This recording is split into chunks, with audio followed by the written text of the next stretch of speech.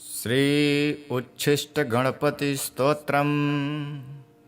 देव्योवाच नमामि देवं सकलार्थदन्तं सुवर्णवर्णं भुजगोपवीतं गजाननं भास्करमेकदन्तं लम्बोदरं वारिभवासनं च केयूरिणं हारकिरीटजुष्टं चतुर्भुजं पाशवराभयानि सृष्टिं च हस्तं गणपं त्रिनेत्रं सचामरस्त्रियुगलेन युक्तं षडक्षरात्मानमनल्पपुष्पं मुनीश्वरैर्भार्गवपूर्वकैश्च संसेवितं देवमनाथकल्पं रूपं मनोज्ञं शरणं प्रपद्ये वेदान्तवेद्यं जगतामधीशं देवादिवन्द्यं सुकृतैकगम्यं स्तम्भेरमास्यं ननु चन्द्रचूडं विनायकं तं शरणं प्रपद्ये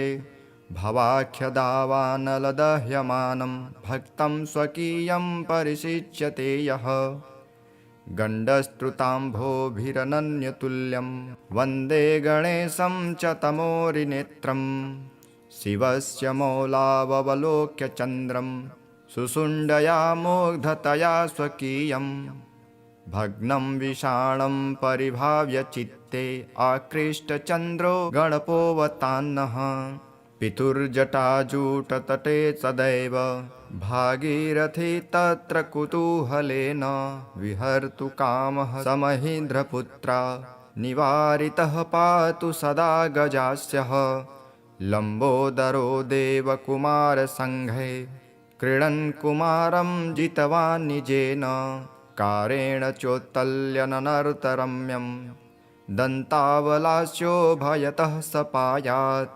अगस्त्योच्चैर्हरिणाभिपद्मं ददर्श तत्राशुकरेण तश्च उद्धर्तुमिच्छन् विधिवादवाक्यं मुमोच भूत्वा चतुरो गणेशः निरन्तरं संस्कृतदानपट्टे लग्नान्तु गुञ्जद्भ्रमरावलिङ्गै तं श्रोत्रताले परपाशयन्तं स्मरेद्वजास्यं निजवत्सरोजे विश्वेशमौलिस्थितिजन्मकन्या जलं गृहीत्वा निजपुष्करेण हरं सलीलं पितरं स्वकीयं प्रपूजयन् हंस्तिमुखः सपायात् स्तम्भेरमास्यं घृषिणाङ्गरागं सिन्दूरपूरारुणकान्तकुम्भं कुचन्दनाश्लिष्टकरं गणेशं ध्यायेत् स्वचित्ते सकलेष्टदं तं सभीष्ममातुर्निजपुष्करेण जलं समादाय कुचो स्वमातुः प्रक्षालयामास षडाशपीतौ स्वार्थं मुदेशौ कलभाननोऽस्तु सिञ्चामनागं शिशुभावमात्मं केनापि सत्कारणतो धरित्यां वक्तारमाद्यं नियमादिकानं लोकैकवन्द्यं प्रणमामि विघ्नम् आलिङ्गितं चारुरुचा मृगाच्छा सम्भोगलोलं मदविह्वलाङ्गं विघ्नौघविध्वंसनशक्तमेकं नमामि कान्तं द्विरदाननं तं हेरम्ब उद्यन्द्रविकोटिकान्तः पञ्चाननेनापि विचुम्बितास्यः मुनीन्सुरारां भक्तजनाश्च सर्वान् सपातुरस्थासु सदा गजास्य द्वैपायनोक्तानि सनिश्चयेन स्वदन्तकोट्या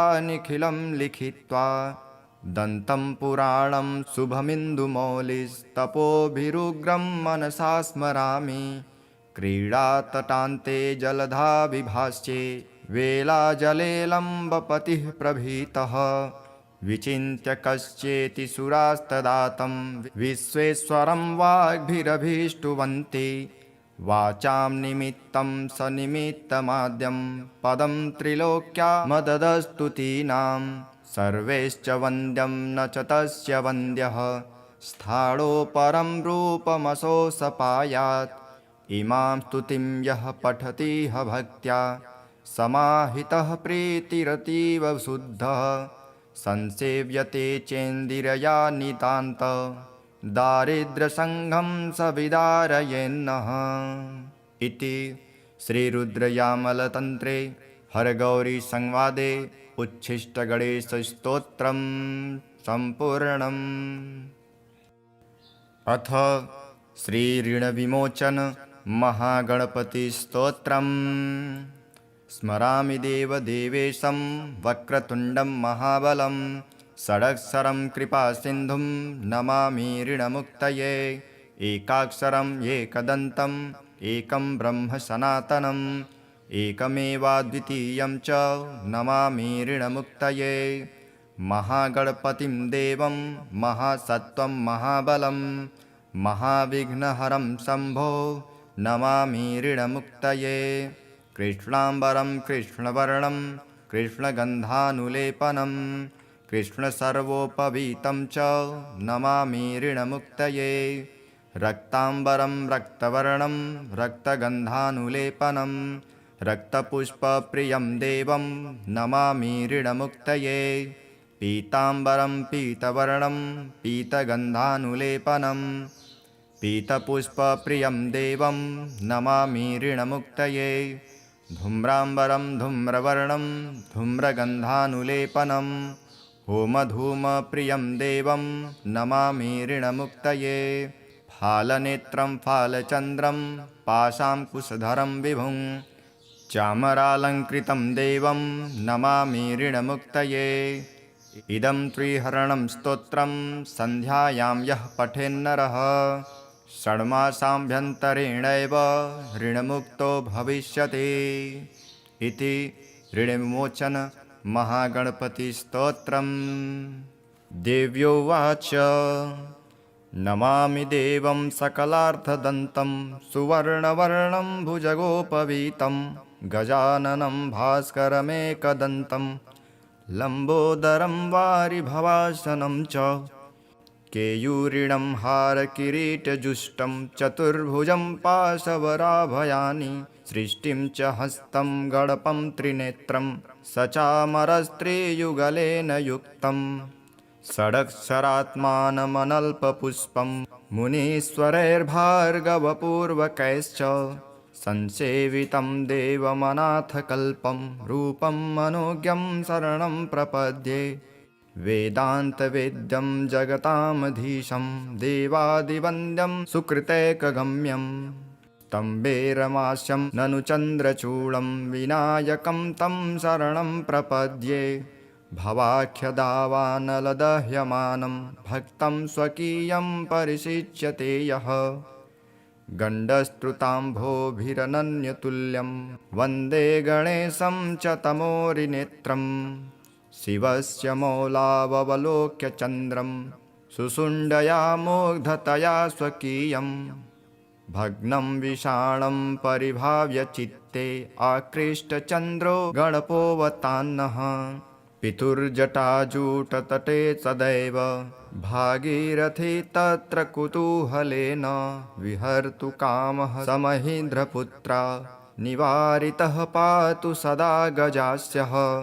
लम्बोदरो देवकुमारसङ्घे क्रीडन् कुमारं जितवान् निजेन कारेण चोत्तल्यननर्तरम्यं दन्तावलास्यो भयतः सपायात्। अगस्त्योच्चैर्हरिणाभिपद्मं ददर्श तत्राशुकरेण तश्च उद्धर्तुमिच्छन् विधिवादवाक्यं मुमोच भूत्वा चतुरो गणेशः। निरन्तरं संस्कृतदानपट्टे लग्नान्तु गुञ्जद्भ्रमरावलिं वै तं श्रोत्रताले परपाशयन्तं स्मरेद्वजास्यं निजवत्सरोजे। विश्वेशमौलिस्थितिजह्नुकन्या जलं गृहीत्वा निजपुष्करेण हरं सलीलं पितरं स्वकीयं प्रपूजयन् हंस्तिमुखः सपायात्। स्तम्भेरमास्यं घृषिणाङ्गरागं सिन्दूरपूरारुणकान्तकुम्भं कुचन्दनाश्लिष्टकरं गणेशं ध्यायेत् स्वचित्ते सकलेष्टदं तम्। सभीष्म मातुर्निजपुष्करेण जलं समादाय कुचो स्वमातुः प्रक्षालयामास षडाश पीतौ स्वार्थं मुदेशौ कलभाननोऽस्तु। सिञ्चामनागं शिशुभावमात्मं केनापि सत्कारणतो धरित्याम् वक्तारमाद्यं नियमादिकानं लोकैकवन्द्यं प्रणमामि विघ्नम् आलिङ्गितं चारुरुचा मृगाच्छा सम्भोगलोलं मदविह्वलाङ्गम् विघ्नौघविध्वंसनशक्तमेकं नमामि कान्तं द्विरदाननं तं हेरम्ब उद्यन्द्रविकोटिकान्तः पञ्चाननेनापि विचुम्बितास्यः मुनीन्सुरारां भक्तजनाश्च सर्वान् स पातुरस्थासु सदा गजास्य द्वैपायनोक्तानि स निश्चयेन स्वदन्तकोट्या निखिलं लिखित्वा दन्तं पुराणं शुभमिन्दुमौलिस्तपोभिरुग्रं मनसा स्मरामि क्रीडातटान्ते जलधाविभास्ये वेलाजलेलम्बपतिः प्रभीतः विचिन्त्य कश्चेति सुरास्तदातं विश्वेश्वरं वाग्भिरभीष्टुवन्ति वाचां निमित्तं सनिमित्तमाद्यं पदं त्रिलोक्या मददस्तुतीनां सर्वैश्च वन्द्यं न च तस्य वन्द्यः स्थाणो परं रूपमसौ सपायात् इमां स्तुतिं यः पठतिह भक्त्या समाहितः प्रीतिरतीव शुद्धः संसेव्यते चेन्दिरया नितान्त दारिद्र्यसङ्घं स विदारयेन्नः इति श्रीरुद्रयामलतन्त्रे हरगौरीसंवादे उच्छिष्टगणेशस्तोत्रं सम्पूर्णम्। अथ श्रीऋणविमोचन महागणपतिस्तोत्रम्। स्मरामि देवदेवेशं वक्रतुण्डं महाबलं षडक्षरं कृपासिन्धुं नमामि ऋणमुक्तये एकाक्षरम् एकदन्तम् एकं ब्रह्म सनातनम् एकमेवाद्वितीयं च नमामि ऋणमुक्तये महागणपतिं देवं महासत्त्वं महाबलं महाविघ्नहरं शम्भो नमामि ऋणमुक्तये कृष्णाम्बरं कृष्णवर्णं कृष्णगन्धानुलेपनं कृष्णसर्वोपवीतं च नमामि ऋणमुक्तये रक्ताम्बरं रक्तवर्णं रक्तगन्धानुलेपनं रक्तपुष्पप्रियं देवं नमामि ऋणमुक्तये पीताम्बरं पीतवर्णं पीतगन्धानुलेपनं पीतपुष्पप्रियं देवं नमामि ऋणमुक्तये धूम्राम्बरं धूम्रवर्णं धूम्रगन्धानुलेपनं होमधूमप्रियं देवं नमामि ऋणमुक्तये फालनेत्रं फालचन्द्रं पाशाङ्कुशधरं विभुं चामरालङ्कृतं देवं नमामि ऋणमुक्तये इदं त्रिहरणं स्तोत्रं सन्ध्यायां यः पठेन्नरः षण्मासाभ्यन्तरेणैव ऋणमुक्तो भविष्यति इति ऋणविमोचन महागणपतिस्तोत्रम्।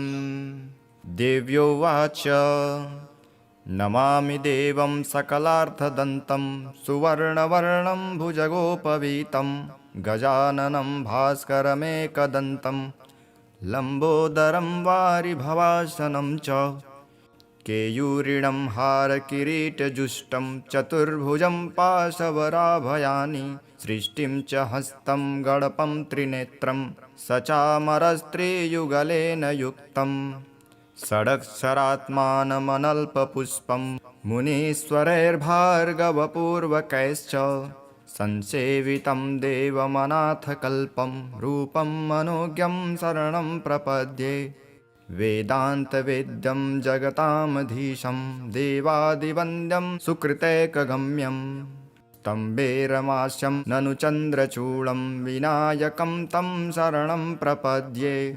भवाख्यदावानलदह्यमानं भक्तं स्वकीयं परिशिच्यते यः गण्डस्तुताम्भोभिरनन्यतुल्यं वन्दे गणेशं च तमोरिनेत्रम् शिवस्य मौलावलोक्य चन्द्रं सुषुण्डया मुग्धतया स्वकीयं भग्नं विषाणं परिभाव्य चित्ते आकृष्टचन्द्रो गणपोऽवतान्नः पितुर्जटाजूटतटे सदैव भागीरथी तत्र कुतूहलेन विहर्तु कामः स महीन्द्रपुत्रा निवारितः पातु सदा गजास्यः लम्बोदरो देवकुमारसङ्घे क्रीडन् कुमारं जितवान् निजेन कारेण चोत्तल्यननर्तरम्यं दन्तावलास्यो भयतः सपायात्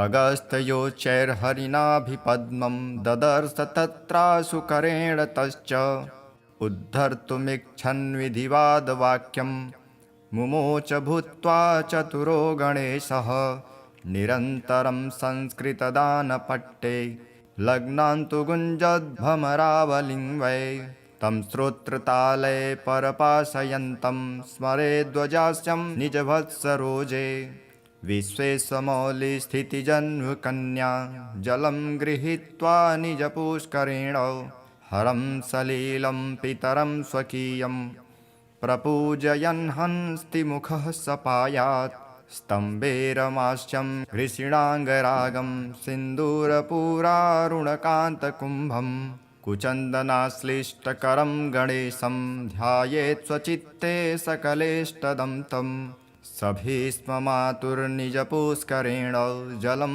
समादाय कुचो स्वमातुः प्रक्षालयामास षडाश पीतौ स्वार्थं मुदेशौ कलभाननोऽस्तु सिञ्चामनागं शिशुभावमात्मं केनापि सत्कारणतो धरित्यां वक्तारमाद्यं नियमादिकानं लोकैकवन्द्यं प्रणमामि विघ्नम् आलिङ्गितं चारुरुचा मृगाच्छा सम्भोगलोलं मदविह्वलाङ्गं विघ्नौघविध्वंसनशक्तमेकं नमामि कान्तं द्विरदाननं तं हेरम्ब उद्यन्द्रविकोटिकान्तः पञ्चाननेनापि विचुम्बितास्यः मुनीन्सुरारां भक्तजनाश्च सर्वान् स पातुरस्थासु सदा गजास्य द्वैपायनोक्तानि स निश्चयेन स्वदन्तकोट्या निखिलं लिखित्वा दन्तं पुराणं शुभमिन्दुमौलिस्तपोभिरुग्रं मनसा स्मरामि क्रीडातटान्ते जलधाविभास्ये वेलाजले लम्बपतिः प्रभीतः विचिन्त्य कश्चेति सुरास्तदातं विश्वेश्वरं वाग्भिरभीष्टुवन्ति वाचां निमित्तं सनिमित्तमाद्यं पदं त्रिलोक्या मददस्तुतीनां सर्वैश्च वन्द्यं न च तस्य वन्द्यः स्थाणो परं रूपमसौ सपायात् इमां स्तुतिं यः पठतिह भक्त्या समाहितः प्रीतिरतीव शुद्धः संसेव्यते चेन्दिरया नितान्त दारिद्र्यसङ्घं स विदारयेन्नः इति श्रीरुद्रयामलतन्त्रे हरगौरीसंवादे उच्छिष्टगणेशस्तोत्रं सम्पूर्णम्। अथ श्रीऋणविमोचन महागणपतिस्तोत्रम्। स्मरामि देवदेवेशं वक्रतुण्डं महाबलं षडक्षरं कृपासिन्धुं नमामि ऋणमुक्तये एकाक्षरं एकदन्तम् एकं ब्रह्म सनातनम् एकमेवाद्वितीयं च नमामि ऋणमुक्तये महागणपतिं देवं महासत्त्वं महाबलं महाविघ्नहरं शम्भो नमामि ऋणमुक्तये कृष्णाम्बरं कृष्णवर्णं कृष्णगन्धानुलेपनं कृष्णसर्वोपवीतं च नमामि ऋणमुक्तये रक्ताम्बरं रक्तवर्णं रक्तगन्धानुलेपनं रक्तपुष्पप्रियं देवं नमामि ऋणमुक्तये पीताम्बरं पीतवर्णं पीतगन्धानुलेपनं पीतपुष्पप्रियं देवं नमामि ऋणमुक्तये